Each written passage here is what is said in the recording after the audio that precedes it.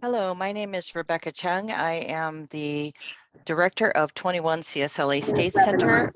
Welcome to 21 CSLA's Research Practice Webinar 10. Before we begin our webinar, we would like to present a land acknowledgement for our university. UC Berkeley sits on the territory of the Huchun, the ancestral and unceded land of the Chochenyo-speaking Ohlone people, the successors of the sovereign Verona Band of Alameda County. This land was and continues to be of great importance to the Muwekma Ohlone tribe and other Verona Band descendants. Every member of the Berkeley community has and continues to benefit from the use and occupation of this land since the institution's founding in 1868. Consistent with our values of community, inclusion, and diversity, we have a responsibility to acknowledge and make visible the university's relationship to Native peoples. As members of the Berkeley community, it is vitally important that we not only recognize the history of the land on which we stand, but also we recognize that the Muwekma Ohlone people are alive and flourishing members of the Berkeley and broader Bay Area communities today. As a beginning recognition of this, members of the Berkeley School of Education contribute to the Shumi Land Tax, a voluntary financial contribution that non-Indigenous people living on traditional Chochenyo and Ohlone territory make to support the critical work of the Sogorea Te Land Trust. We understand that our ways of recognizing how we and the university have benefited, as reflected in the recent opening of the world's first Ohlone restaurant at UC Berkeley's Hearst Museum of Anthropology, must be increased. If you too have benefited or continue to benefit from the use and occupation of this land, we encourage you to do the same. If you do not live in Berkeley, we encourage you to visit nativeland.ca to learn more about the land you occupy and find meaningful ways to support the Indigenous stewards of that land. And now we will begin 21 CSLA's Research Practice Webinar 10, Expansions in PreK Access and Student Learning, New Evidence from California's Transitional Kindergarten. 21 CSLA, the 21st Century School Leadership Academy, is dedicated to the professional learning and support of California's educational leaders, teachers, site, and district to create more equitable learning environments that ultimately improve success for underserved students. Headquartered at UC Berkeley Graduate School of Education, it is led in partnership with UCLA School of Education, the California Subject Matter Projects, and 7 regional academies from across the state. 21 CSLA is sponsored by the California Collaborative for Educational Excellence, the California Department of Education, and the California State Board of Education. Without further ado, I'd like to invite Professor Jabari Mahiri to begin his facilitation of this webinar. Dr. Mahiri is a professor in the School of Education and the chair of the 21 CSLA Leadership Board. Good afternoon, everyone, and thank you so much for joining this seminar. As you can see, it's a very timely subject for the work that we're doing in 21 CSLA and a wealth of people who have taken the time this afternoon to come out and join us. We are very excited to host Dr. Rucker Johnson, a professor in the Goldman School of Public Policy, one of the top public policy schools in the entire United States. He's also an affiliated professor with our School of Education here at UC Berkeley. Professor Johnson has a wealth of publications and research. He's leading the field in terms of the impact that he's having on helping us understand exactly the topic of this conversation this afternoon, which is ways that we can expand PreK access and understand from new evidence what the impacts are going to possibly be on outcomes for our children, particularly those who are most marginalized. I want to also, and I just have a tiny copy of the book here. It won't be very big, but I really encourage you all to get his most recent book, Children of the Dream, Why School Integration Works. It's an amazing book. I've used it in some of my classes with our doctoral students. And it won the Grawemeyer Award, which is one of the awards from the University of Kentucky that accents what they consider to be the best book in education for the given year that it's awarded in. So without further ado, I'm going to turn you over to Dr. Rucker. I want to just give you a big a sense of what the order of our presentation will be. So he will present for about 25 to 30 minutes, and then two panelists who are practitioners leading our UTK effort at the 21 CSLA, Aja Simmons and Tanya Harris, will give 5-minute responses to his initial presentation. Please put any questions that you have or comments that you have in the chat, and I will try to organize them around the various themes that seem to be percolating up, and I will orchestrate the asking of those questions to Professor Johnson and our panelists right after they get through with their 5-minute presentation. So without further ado, I'd like to go ahead and introduce Dr. Rucker C. Johnson. Wonderful. So great to be with you. And I really appreciate such a generous introduction and this opportunity to engage with you. You know, California's 2021 was a historic budget that reshaped early learning policy in the state. In addition to making needed investments in expanding access and the reforming rates of the childcare market, the budget makes major changes to preschool education with the expansion of transitional kindergarten to all 4-year-olds. And it's really the expansion of transitional kindergarten and preschool that presents an enormous policy opportunity.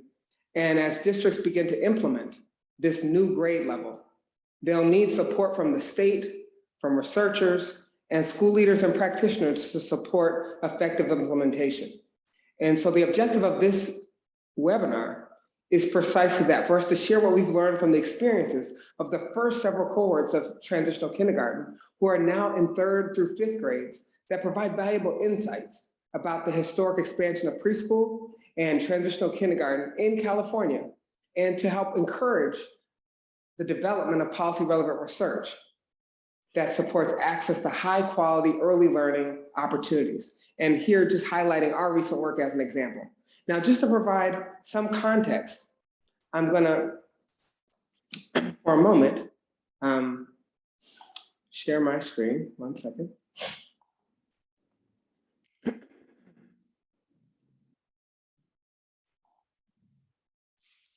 And what I wanna first, as a backdrop against which a lot of this policy momentum sits against, is that in 2011, California ranked last nationwide in average per pupil spending, adjusted for differences in cost of living, and consistently really ranked in the bottom 15 among state systems in the 10 years leading up to the major funding reform that accompanied the low control funding formula in both per pupil spending and the capacity to spend on education, defined as the local and state revenues spent as a percent of taxable revenues.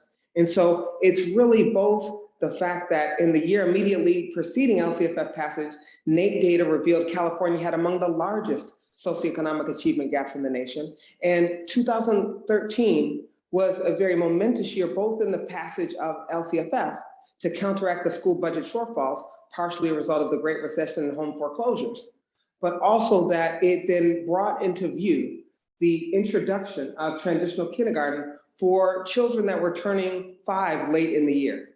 And what I kind of want to just emphasize here is what we're trying to highlight here is that in the first 3 years of life, our brains are developing at astonishing speeds, forming about 1 million new neural connections each second, and nurturing interpersonal play-based and educational enrichment in the preschool years can release a cascade of neurotransmitter development and synapse growth in the young developing brain. And it's like a vaccine in the way that it offers protection well into the future. But as well with some vaccines, booster shots are needed to ensure sustainable impacts through high school. And very much the quality and the resources in the K-12 environment, particularly in the early elementary school years, are critical for that kind of booster. And the prescribed nurturing environment lowers cortisol levels and therefore stress. The neuroscience research has showed how it bolsters the immune system, sends feel-good hormones surging through the bloodstream, and promotes healthy development that will support future learning. So when we emphasize here the potential of these early public investments in PreK, It's investments in early childhood that provide on-ramps for improving school readiness, particularly for lower income children that otherwise often don't have access to these opportunities, that could facilitate better learning in the K-12 system. And so the program isn't just an investment in knowledge, but an investment in the cognitive ability and socio-emotional development to acquire future knowledge. And so it's about how the nurturing interpersonal interactions in early life, turn on a light bulb of learning that stimulates social competency and executive function while helping to regulate emotion and impulse control. And just the very fact that a significant part of the development of children's brains happens before kindergarten is evidenced in the fact that roughly half of the achievement gap that we see emerge by third grade, half of that was already apparent at kindergarten entry, which just highlights the early footprint of childhood experiences. Now, what transitional kindergarten did is the very first rollout was defined to be children who were turning 5 between November 1st and December 2nd. And then in the subsequent year, it was pushed back to October 1st to December 2nd. And in the subsequent year, it was pushed back to September 2nd through December 2nd. And so this timing of the transitional kindergarten rollout for 4-year-olds turning 5 late in the year is precisely what we're going to use to create quasi-experimental variation using the birth date cutoffs to document the causal impacts of attending transitional kindergarten on subsequent student achievement trajectories. Now, what I want you to kind of recognize is the pathways we have in mind are that the introduction of transitional kindergarten has the potential to provide greater access to high quality PreK that can improve school readiness because of the combination of the local control funding formula infusing an $18 billion commitment staggered over 8 years with regard to increased spending, particularly targeting the early elementary school grades. We see a reduction in class sizes in those elementary school years, increases in teacher salaries, reductions in teacher turnover. There are pathways that are also about the curricular alignment between PreK and kindergarten and the early elementary school grades, as well as the access to pediatric care and health services and the ability to do developmental screenings for hearing and learning disabilities that otherwise might go untreated. And certainly there's other things about teacher development. Now, we believe that we want to see whether those things can affect student achievement and particularly the student achievement trajectories many years down the road. And so that's exactly what we are bringing to bear by bringing in student level confidential data with a partnership agreement with the California Department of Education and Learning Policy Institute and California Policy Lab, et cetera, that we're able to access the student level records of the entire universe of California public school students who were observed in kindergarten or earlier that have been followed thereafter. We're talking about 6.2 million students each year through the K-12 years across the 10,000 schools and 1,000 districts that I'm going to be analyzing. I've joined them with the school finance data adjusted for inflation over the period that spans 1995 through 2019, but I'm going to be focusing particular attention on the rollout period of the LCFF and the rollout period of the transitional kindergarten program to focus on the second and third cohorts of transitional kindergarten that have now reached 3rd and 4th grades by the time the last school year prior to the pandemic. Now, we recognize the pandemic has certainly halted a lot of this progress and reversed it in many other communities, and particularly for disadvantaged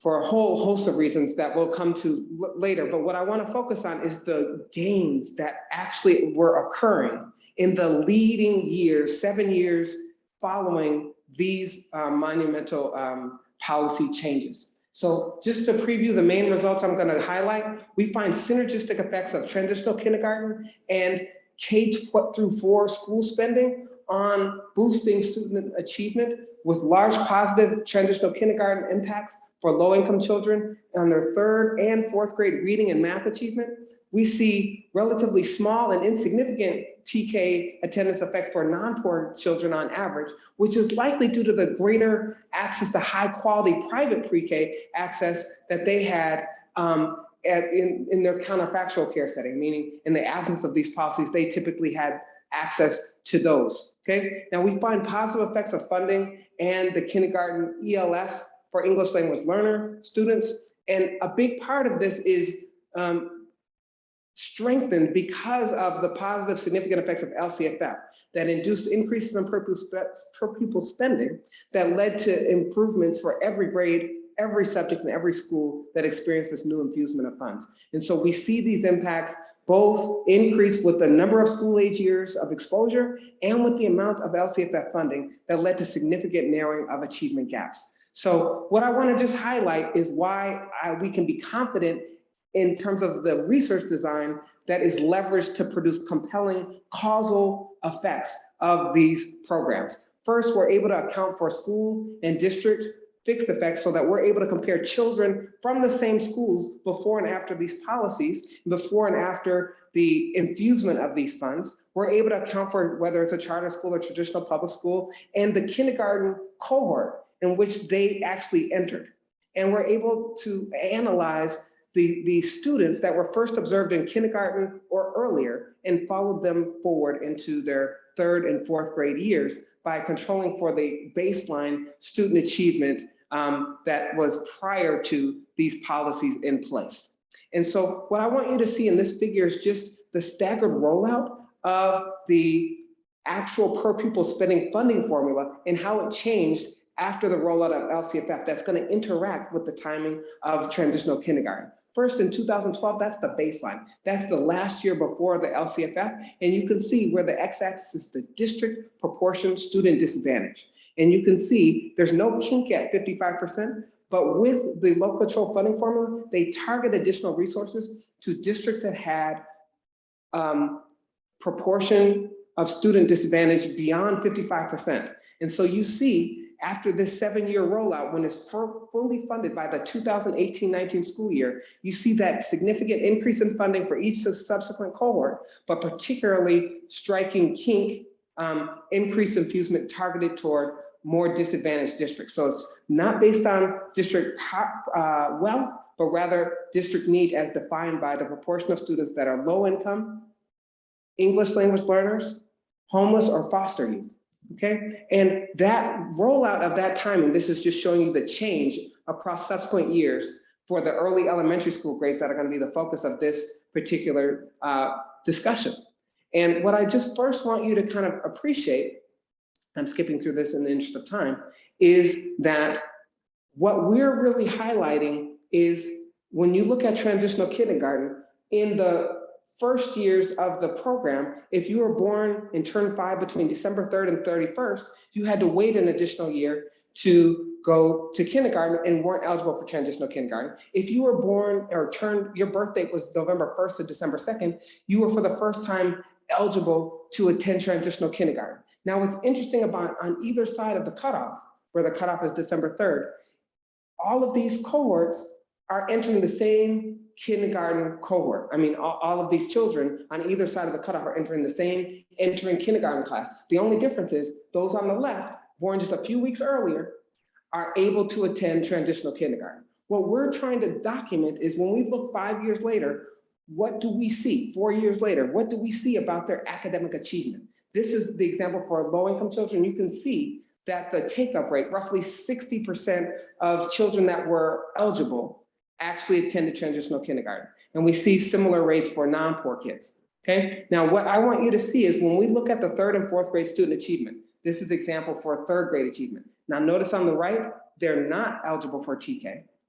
Relative to they're in the same cohort, but on the left side, they had access to transitional kindergarten. And what I want you to see is this discontinuity, this discrete jump in improvement in their 3rd grade reading achievement. And notice how the degree of that jump depended crucially on how well resourced their early elementary schools were. If they attended a elementary school, that was roughly 8,500 per pupil spending. We see about a 0.3 standard deviation or a 0.3 improvement in grade level equivalence. If they attended a elementary school that was 9,500 per pupil spending, we see about a half year improvement in learning gains that didn't transpire prior to that access to transitional kindergarten, and then followed by attending a average per pupil spending. But if they attended a well-resourced school that was roughly 10,500 per pupil spending, I want you to see that the actual improvement in reading achievement was on the order of about 8 months of learning gains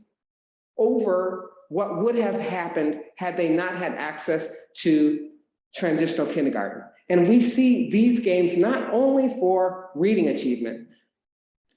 I'm just showing you this for reading achievement, but we also see this for math achievement. Now, what I want to contrast here is that for non-poor kids that on average typically had access to high quality pre-K environments, at least more likely to, prior to transitional kindergarten rollout, we don't see that discrete jump in improvement in outcome. It's pretty smooth through the cutoff, suggested that really transitional kindergarten didn't worsen outcomes. Basically, their private pre-K options were about equal to what the public school environment was able to produce. So no loss, and certainly a lot of savings in terms of affordable care being provided, but no significant improvement relative to what we saw for low-income kids, okay? And we see the same pattern for math achievement, namely that on either side of the cutoff, this is on eligibility. We see, again, not only a discrete jump, but the amount of that jump being interacting with how well-resourced the elementary school is in the K4, K3 subsequent period. So it's not only enough to do and have access to quality pre-K as evidence in transitional kindergarten access, but it has to be followed up and nurtured in quality resourced elementary school environments. And we see this both in math and reading, and particularly where the beneficial effects are concentrated among low-income children. This is just highlighting these results so that you can see them put together in terms of what a $1,000 increase in per pupil spending experienced in kindergarten, first grade, second grade, third grade, in 3 consecutive years. What we're seeing is about a full grade level improvement in academic achievement for both math and reading if they experienced that throughout their early elementary school years. And if it was preceded by attending transitional kindergarten, we see about a full grade level improvement. If it wasn't preceded by access to transitional kindergarten, we see those improvements lessened, but still significant, roughly more like a 7 to 8 months of learning gains, not a full year. So it's not just the TK effects, it's not just the K-12, or in this case, K-3 spending, but it's the interaction of doing them in concert with intentionality is leading to a impact that's bigger than the sum of the parts. We see that both in math and reading. This is an example of the impacts of transitional kindergarten. And what you're seeing is if they attend transitional kindergarten, but they attend a below average spending elementary school, we see about a 0.7 of a grade level improvement. If they attended an elementary school that was average spending, we see a full grade level improvement. And if they attended a well-resourced, above average spending elementary school, we see more than a grade level improvement in both math and reading. These are dramatic improvements in the first, these are the second and third cohorts of transitional kindergarten. And note again, as I highlighted before, the impacts for non-poor kids for math and reading don't exhibit this discrete jump in improvement, suggesting that there weren't sizable improvements for non-poor kids. And yet they did benefit from the $1,000 increase in per pupil spending. So non-poor and low-income children alike really benefit from this well-resourced elementary school environment, whether TK plays a role in that improvement has more to do with what the kind of caregiving settings and the quality of caregiving settings that more affluent and middle-class families can enrich their children to experience because of greater income and greater access to private pre-K options. But you can see for non-poor kids, the effect of transitional kindergarten is on average, negligible. But again, if they subsequently attend better resource elementary schools, we do still see about a 0.3 grade level of improvement. So these are important. And what I just want to highlight in the time that I have left is we do a lot to focus on not just whether low income versus non-poor kids. The results I showed you before are all children whose parents' native language is English. But what we know is a large proportion of our students, and particularly those entering California schools, are children whose parents' native language is not English. So focusing on English language learners in the next set of slides is we wanted to examine how were students who are classified as English language learners in kindergarten, how were they affected? And were they affected differently than the prior results I just previously showed? And again, the take-up rates are very high. So among children who received kindergarten English language learner services in kindergarten, we see, again, if you're on the right side of December 3rd, 31st birthday cutoff, you didn't have access. If you're on the left side, you had eligibility for transitional kindergarten. And this figure is showing that roughly 2/3 or roughly 60% of children whose parents or who received kindergarten English language services in kindergarten attended transitional kindergarten. Now, what I want you to kind of see in this is when we look at their outcomes in 3rd grade reading, notice again the same pattern of improvement with on the right side, they didn't attend transitional kindergarten. These children are all in the same 3rd grade cohort, they're on the same kindergarten cohort, but what we can see is not only does TK have an effect, but when they attend elementary schools, and it received that kindergarten English language learner services in more heavily resourced elementary environments. In this case, the 10,500 per pupil spending is in the sharpest red. You're seeing about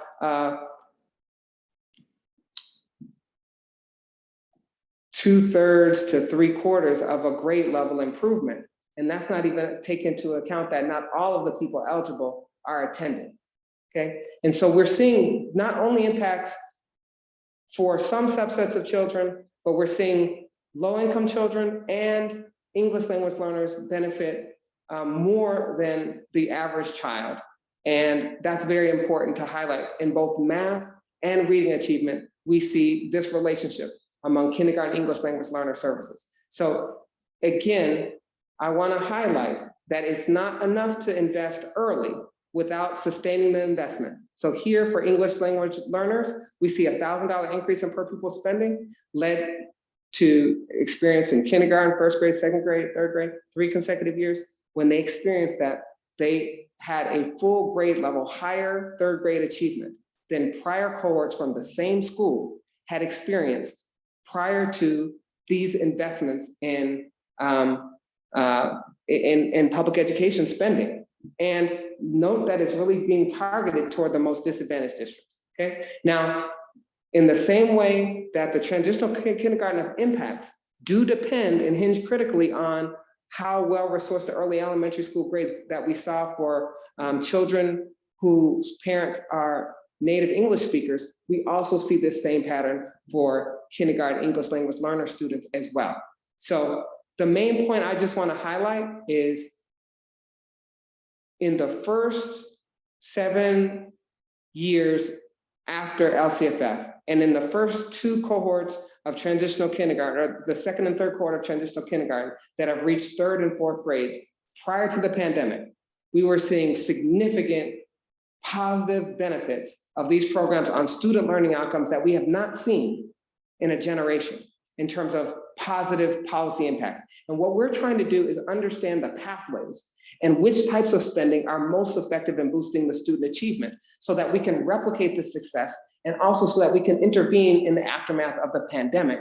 And one of the things that we're highlighting is that the effects tend to vary, not just by treatment contrast. Here, what I mean is the funding in services that the group received relative to what they would have received without the program. So without transitional kindergarten, many low-income students would not have had access to high-quality pre-K, whereas many middle-class families and upper middle-class families would have, even in the absence of transitional kindergarten. And so that treatment contrast is something we take explicitly into account, and that's really what explains the difference between the positive impacts for low-income children versus the kind of negligible effects for non-poor kids. Okay. We also, again, examine by student characteristics. Again, I emphasize the English language learner, for example, experience, and by school context, by segregation and et cetera. Okay. But because I have some very esteemed panelists that we want to really engage with, I want to stop here just to close to say, we're not just focusing on test scores. That a big part of our understanding of whole child and developmental trajectories is about understanding how it affects social emotional development outcomes. So we're in the process of analyzing impacts on social emotional development, including self-management, growth mindset, self-efficacy, social awareness. And we're able to do this in the largest school districts through the core data. The 8 largest school districts have this data that we're in the process of analyzing. Not quite ready to share yet, but remember, the whole purpose of this webinar is that we're trying in real time to figure out what works. We as researchers are deep in the data, trying to understand what works, when does it work, trying to understand the actual school conditions that ensures replicability. But if we're only doing that in a vacuum without the continual discussions with school leaders and practitioners on the ground about how do they make it work on the ground, what challenges are they seeing, then we can't really sustain the momentum. So the sustainability really requires the research, practice, policy continuum about how do we make it work, is it working, and what conditions make it right for this kind of intervention to scale up for all children to experience in a positive way. I'm gonna just stop sharing my slides so that we can convene with our esteemed panelists. There are many other dimensions of this study that I have pursued that I certainly don't have time to describe right now. I'm trying to just stop sharing my screen. Give me 1 second to just get my cursor over, just having a little technical challenge. Let's see. Okay. Screen. Boom. Give me 1 more second, it's getting close. Please come over here.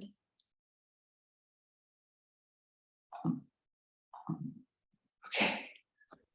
All right. I know I may be talking fast, but I wanted to try to, the best way I could, try to communicate what is very exciting in the context of very hopeful results, while we're really in the facing unprecedented challenges with the pandemic and some of the learning loss that accompanied the last 2 to 3 years. Thank you, Jabari, and I'll let you introduce our esteemed panelists or reconvene everyone else. Thank you, Professor Johnson, for that engaging presentation. I'm going to go right into our panelists raising questions or adding comments to your insightful presentation, Professor Johnson. So we'll start with Tanya Harris. Can you go ahead and begin any considerations that you have in response to Professor Johnson? And I also have some questions from the chat later on that we'll get to. Hi, everyone. It is definitely an honor to be here. My name is Tanya Harris, and I am a practitioner. I taught kindergarten for quite a while, was a coach in early childhood education, and then was a site administrator overseeing preschools, and then eventually moved into the central office where I supported early learning and specifically transitional kindergarten. So my heart is in this work, and what I can tell you is that this presentation confirmed what I knew anecdotally. And so I'm just thrilled that this information is going to get out there, and that there will potentially be some greater commitments at the policy level. What stood out to me was the mention of alignment. So what I know to be true based on my experience is when we have that P3 alignment, that preschool through third grade alignment, where we're talking about the preschool learning foundations and we're aligning them to the kindergarten Common Core standards, we're aligning them to first grade standards and all the way through third grade, we see continuity in curricular support, social emotional support. We see continuity in interventions. And so we see less of the opportunity for the children to start to slip behind, or we start to see a reduction in the gains that we have made by providing them a high quality early learning environment. This works best, in my opinion, through collaboration. And the best case scenario is when we see our preschool teachers collaborating with our kindergarten through first grade teachers. There's a huge barrier because of scheduling and the way that our preschools are run. And then there's also a lack of knowledge around what quality professional development looks like for early learning teachers. And so that's an area where we really want to support our site leaders and our district leaders. I'd say the other thing that really stood out to me was systems alignment. So we heard from this presentation that there is a connection between local control funding formula and the rollout of TK. And so I think it's really important to really highlight the fact that we need to align those resources and we need to make commitments at the systems level to provide support for the preschool through third grade alignment. And I think the other thing that is really important is to bring awareness to our leaders, both at the site and the systems level, around what quality early learning looks like. Mr. Johnson mentioned play-based, and so thinking about what a developmentally responsive program looks like, thinking about the emphasis of supporting social emotional learning, and then thinking about how children learn. We heard about brain theory, brain development. So thinking about how our young children actually do learn best and in what environment.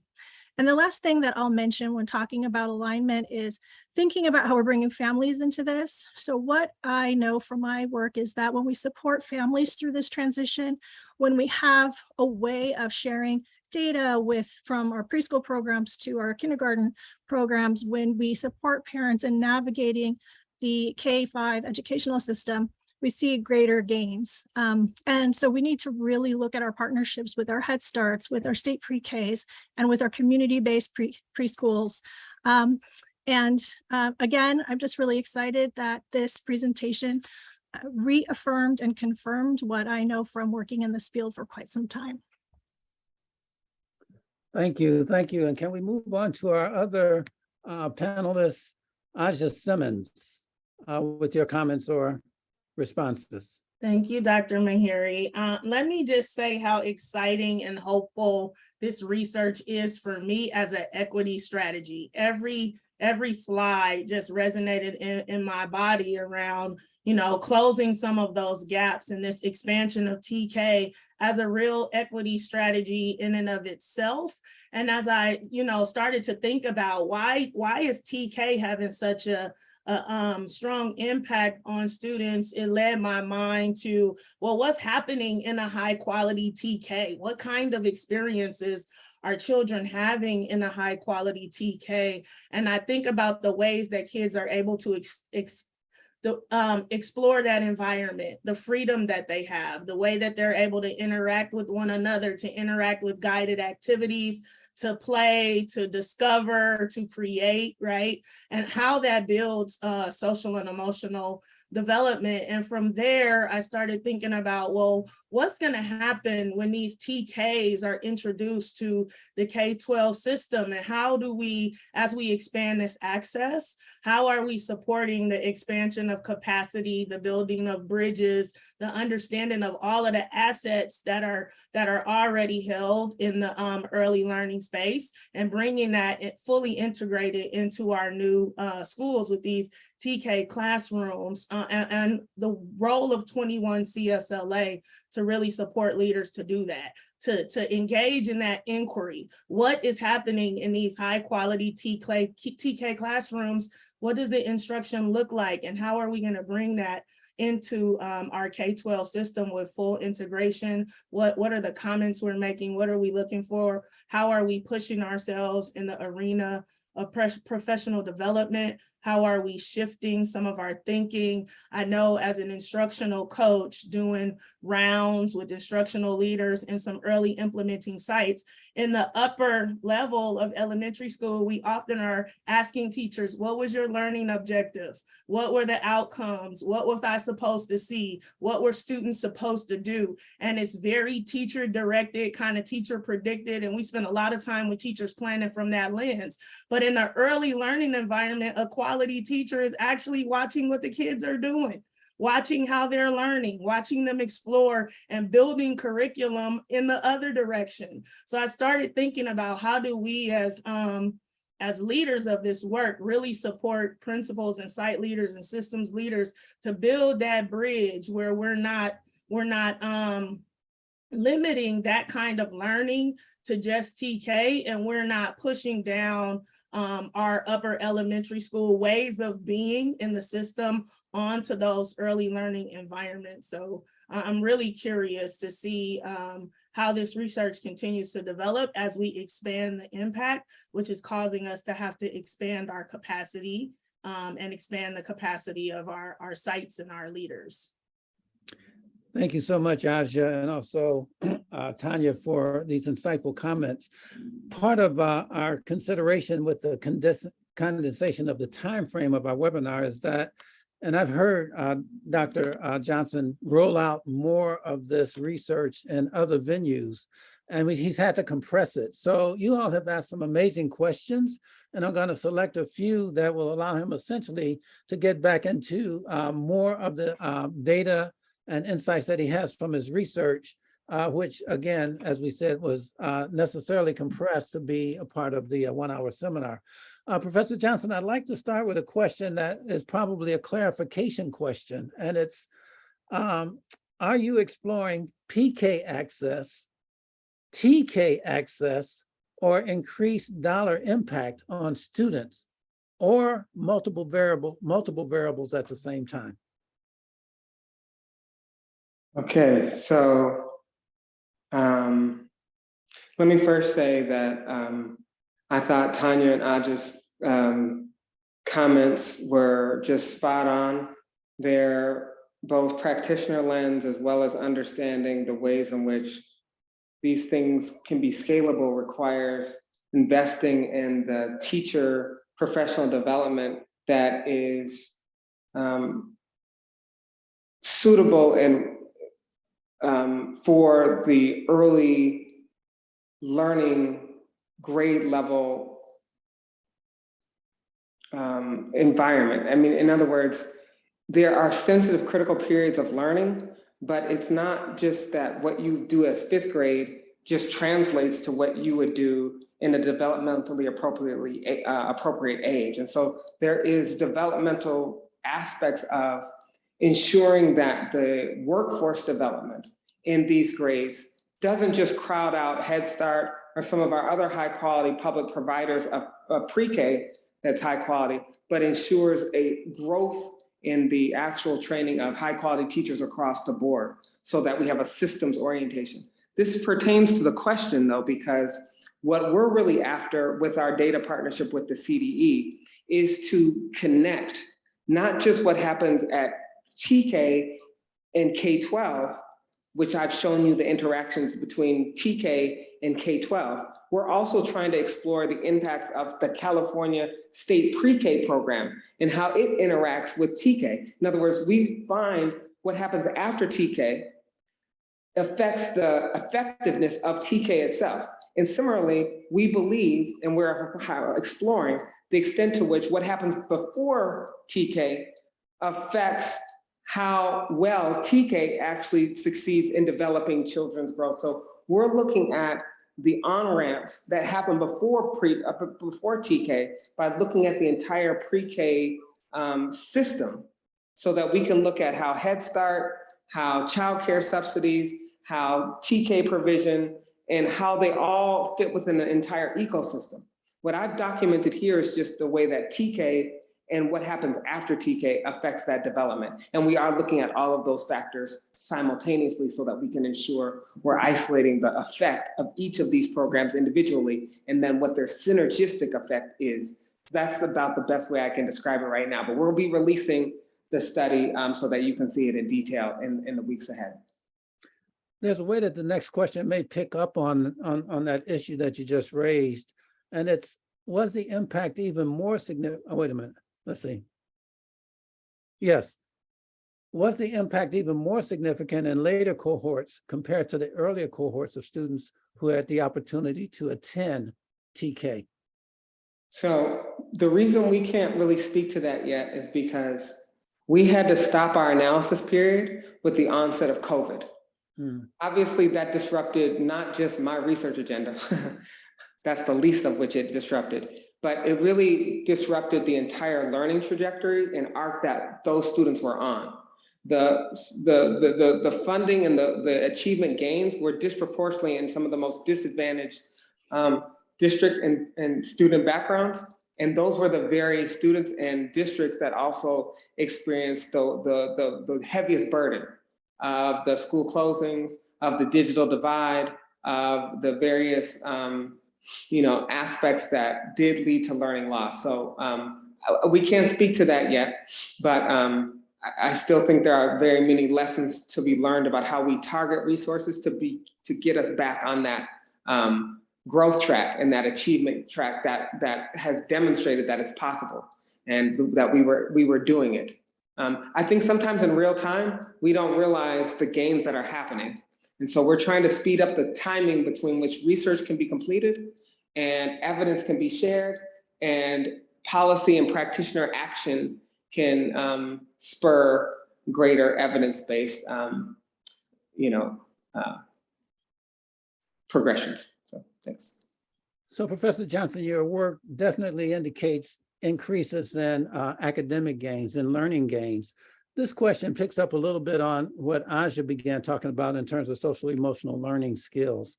And it's, is there data on children's social emotional learning skills and behavior who went to TK versus the CSPP, the California schools piece?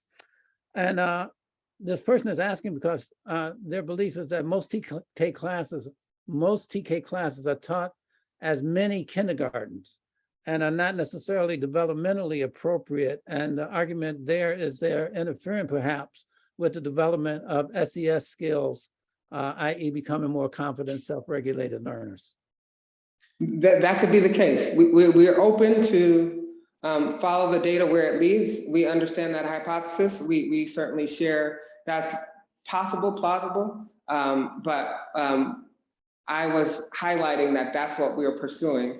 And when I have evidence that I can share on that, I definitely will. But I don't want to predetermine what the evidence will show. I think we're definitely exploring that. And we want to have a holistic view of learning outcomes and not assume that improvements in test scores are necessarily translating to improvements in social emotional development. And so those are very much high priority items that we have. Great. There were a couple questions in that domain, but let's move to one other question, which we may have time for, and that's, did your research look at who received preschool or other early education support before transitional kindergarten? So again, this is why we have been in this data partnership with the California Department of Education, because the data systems are very fragmented. And so the PreK data is very separate from the K-12 data, and not just the practitioner communities being not as collaborative, but the research communities are also not as collaborative. And so linking the data systems, that is linking the PreK records with the K-12 records, this is the first time we've been able to pursue that, to be able to answer that precise question. So I only can say stay tuned, but that's exactly what we're in the process of doing, is linking the PreK records with the K-12 records so we can better speak to the pathways, the precise pathways that lead to the optimal healthy development that we're at least showing promise is happening through the transitional kindergarten, but where we could think about developmental on-ramps that could enhance even the growth that we've already seen in the analyses that I've done so far. So yes. One last question, kind of provocative. Is TK crowding out Head Start programs? I think that that's another thing that I was trying to highlight about.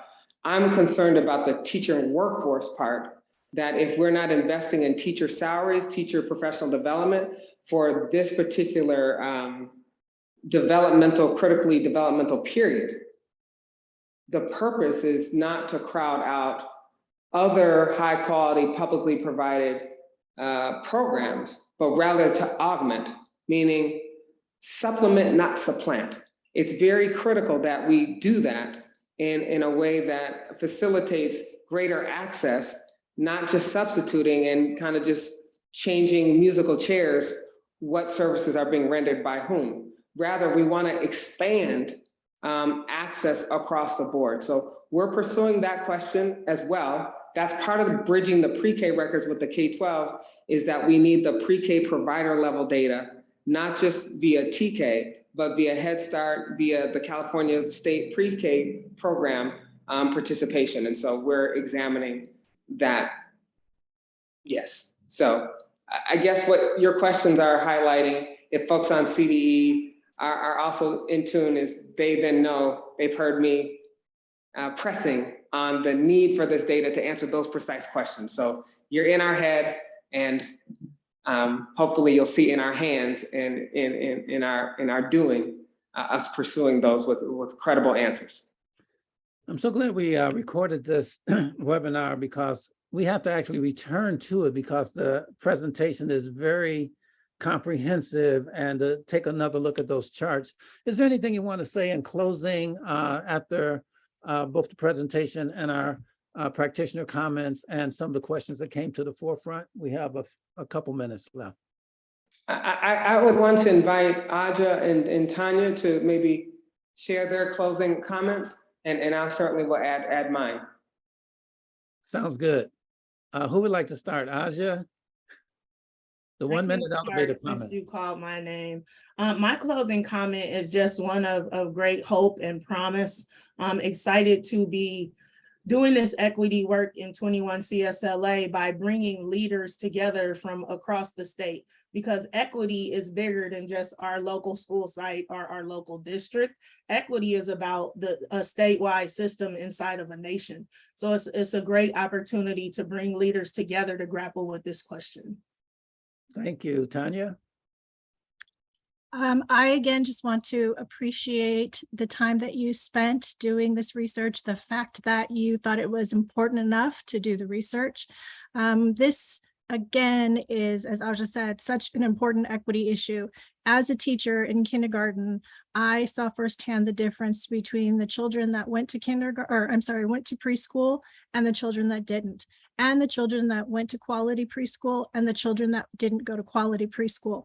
I also saw the reduction in gains when we were not intentional about that alignment as the children matriculated through the grades. And so again, I just really, really appreciate the fact that this research is out there for folks. Great. Let's close with that. I think we're excited about the possibilities, and we think that we're up to the challenge, and we know and recognize the challenge is great, and that the pandemic disrupted a lot of the gains that we're highlighting.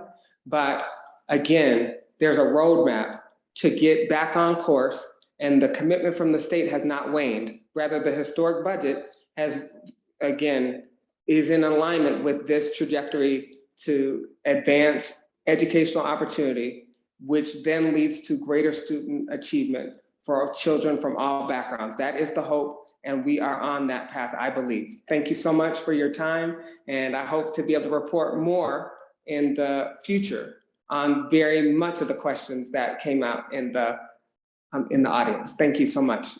Jabari, as well, for your leadership of CSLA. Thank you. Well, That's a collaborative effort, but thank you so much, Professor Johnson, for this amazing presentation. We're so glad that we have it on, that we recorded it. We asked our participants, and we had up to 119 of you all. Please take a moment to fill out a short form so that we can continue to improve this webinar series. It's posted in the chat. I hope that you all can see it, but I won't try to give you that. And I just want to say thank you all for taking the time on a Tuesday afternoon to spend with us. We have more webinars coming for this cycle, this academic year. I think they will build on the work that Professor Johnson has shared with us right now. And we just want to say thank you for all of the work that's being done. This is an exciting moment in the California state context. And of course, I feel like we're leading the nation on this. So, you know, the impacts that we have hopefully will be able to be shared, you know, across other states in this nation. Thank you, everybody. And I'm going to go ahead and say goodbye for today. Professor Johnson, Aja, Tanya, we loved it.